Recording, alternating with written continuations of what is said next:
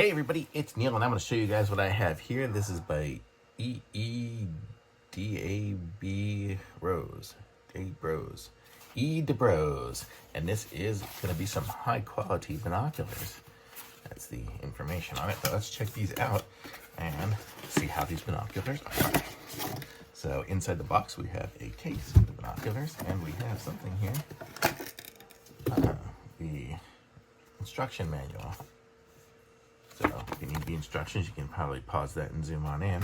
But let's see how they look. It's kind of cool. It's got a little strap here so you can strap it on your belt. And then Velcro. That's going to be a little rope. And let's see how these binoculars are.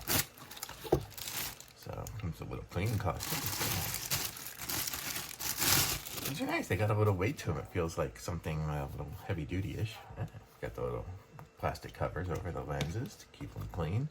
Looks like these ones here, they rotate out to give you a little bit better view. And let's see what I can look at. Let's see how they look.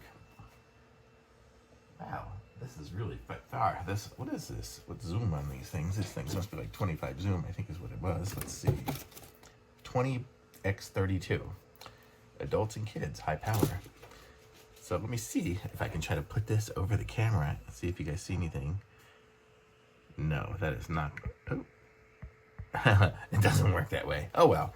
But look at how good these are. So these are how they're made here, and they kind of, they bend in so you can get it closer in on your eyes and stuff. However, if you have your eyes are far apart or if they're close together, you can turn this to focus. You got the little turners on these as well. And nice. I would say these are really nice looking binoculars as far as binoculars go. So these would be good for like bird watching and stuff like that. They've got the little rope connectors on there, so we could tie it onto the string if we want to, or just carry it like this.